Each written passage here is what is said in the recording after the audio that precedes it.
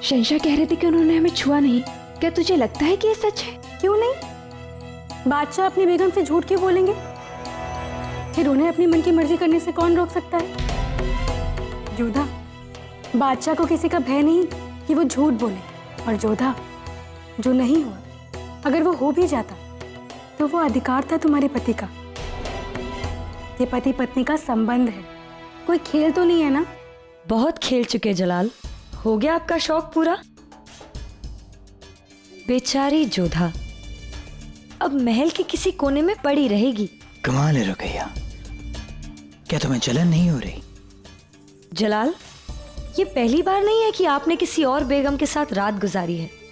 हमें क्यों जलन होने लगी? जलन होनी चाहिए, एक दोस्त होने के नाते नहीं, लेकिन एक बेगम होने के नाते जलन होनी चाहिए। बेगम है तो क्या हुआ मोती? जब तक हम नहीं चाहेंगे उन्हें हमें छूने का कोई अधिकार नहीं है। अब इस बात को तुम हमारा अहंकार समझो तो हमें इससे कोई अंतर नहीं पड़ता। बड़ा गुरूर था ना जोधा बेगम को अपने आप पर, आपने उसका सारा गुरूर तोड़ दिया। अब पड़ी रहेगी हरम के किसी कोने में, उस रात का इंतजार करते हुए जो शायद कभी आएगी ही नहीं।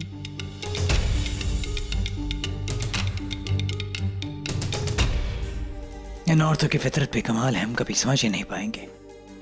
दोस्त होने के नाते कुछ और होती हैं, बेगम होने के नाते कुछ और। फिर चाहे वो सलीमा बेगम हो, जोधा बेगम हो, या फिर ये खुद। जाओ। प्रणाम अम्मी जान। जोधा बेटा आओ। अरे अरे, हमारे पास बैठो, कहो कैसे आना हुआ? हम आपको धन्यवाद देना चाहते हैं, आपने हमारे धर्म की रक्षा की अम्मी जान। यदि आप नहीं होती तो हम किस पर विश्वास करते? जलाल पर। हाँ बेटा, जलाल तुम्हारे हक को महफूज रखना चाहता है। इस बात का अंदाजा हमें तभी हो गया था जब मजहब बदलने का फैसला उसने तुम पर छोड़ा। हमारे मजहब में मजहब बदलने के लिए शौहर का हुक्म बहुत मायने रखता है।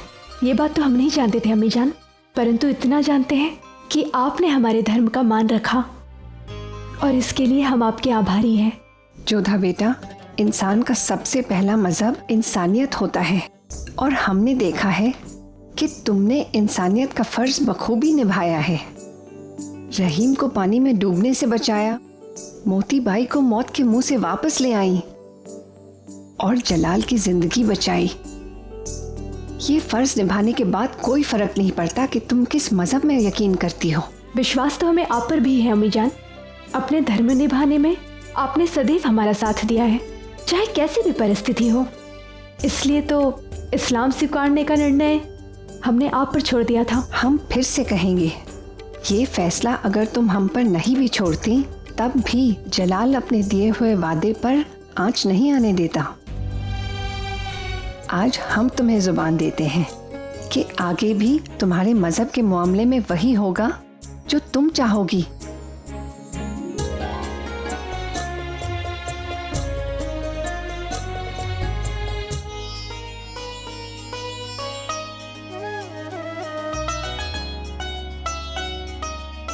आज शहंशाह के लिए भोजन हम बनाएंगे।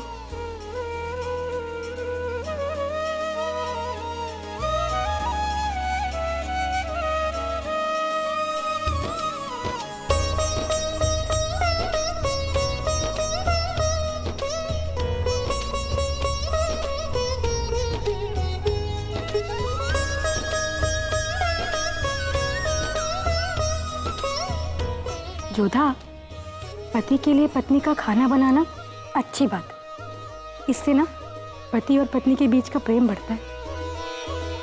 नहीं, हम कटाक्ष नहीं कर रहे। हमने तो ये भी सुना है कि पति और पत्नी यदि एक ही थाली में खाए ना तो प्रेम और बढ़ता है।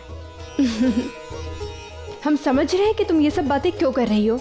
देख मोती, अपने कुटिल मन और जीवा को थोड़ा विश्राम दे, वरना हम तुम्हें गरम गरम चिमटा चिपका देंगे, समझी? सलाम जोधा बेगम। प्रणाम सलीमा बेगम। हम गए थे जियारत करने, बस अभी लौटे हैं। आते ही हमें उस कोहराम के बारे में पता चला जो शहंशाह के आपके साथ मंदिर जाने से हुआ। घबराइए नहीं, अब सब ठीक है। इसी बात की खुशी है हमें, और इस बात की भी कि मलिका आजम ने आपका साथ दिया। और सबसे ज्यादा खुशी हमें इस बात की है कि आप एक मलिका होके शहंशाह के लिए खाना पका रही हैं। हाँ, ये तो स्त्री का कर्तव्य होता है कि अपने पति के लिए भोजन बनाए।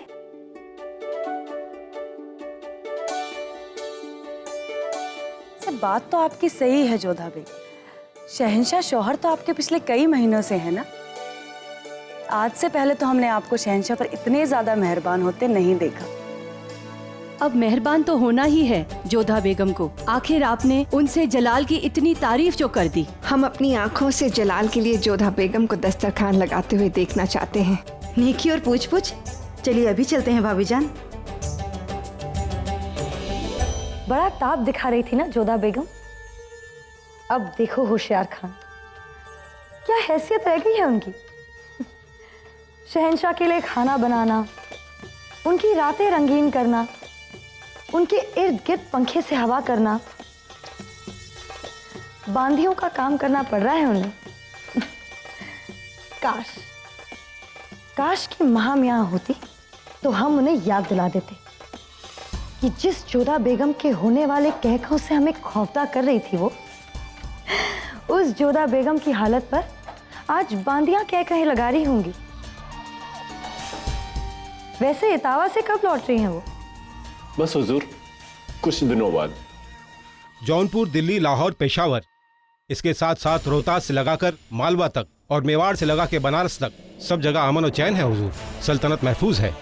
और बाकी राजवंशियों का क्या हाथ का साहब? हम कब तक उनके इलाकों में मुगल सल्तनत का परचम लहरा पाएंगे? हमें लगता है कि राजवंशियों के बारे में हमें कोई और तरीका निकालना होगा शहंशाह। बजा फरमाएं अपने हाथ का साहब। भले ही आमेर और धवलगढ़ हमारी सरपरस्ती में हो, लेकिन जब तक रणथंभौर, मेवाड़, मावाड़, चित्तौड़ और बूंदी हमारी सरपरस्ती में नहीं आएगा, हिंदुस्तान को एक ही परचम के तले लाने का ख्वाब पूरा नहीं हो पाएगा, क्योंकि ये सारे इलाके राजवंशियों के हैं। गुस्ताखी माफ शहंशाह, जोधा बेगम दस्तरखान पे आपका इंतजार कर रही हैं। इसका मतलब जोधा बेगम ने हमारे लिए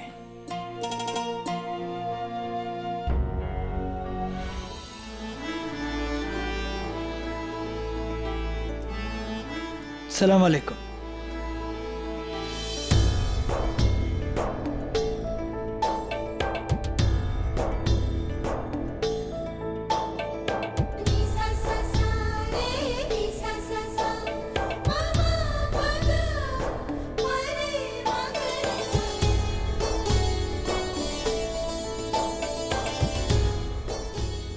पानी बर्बाद मत कीजिए, बाद में पीने का काम आएगा।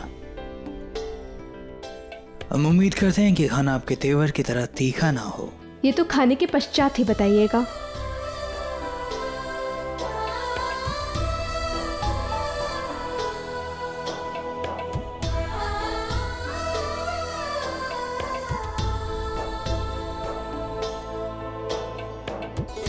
गुलबदन बेगम, तैयारी पूरी रखिएगा आप। हुमायूं नामा लिखने के बाद बहुत जल्द आपको जोधा बेगम और जलाल के रिश्ते के बारे में भी लिखना होगा। हम यहीं खड़े रहेंगे तो रिश्ता आगे कैसे बढ़ेगा? हमने गलत वक्त चुना है यहाँ आने के लिए।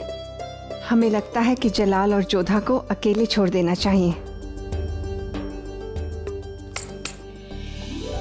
हम चाहते हैं कि शहंशाह और जोधा बेगम को तन्हा छोड़ दिया जाए।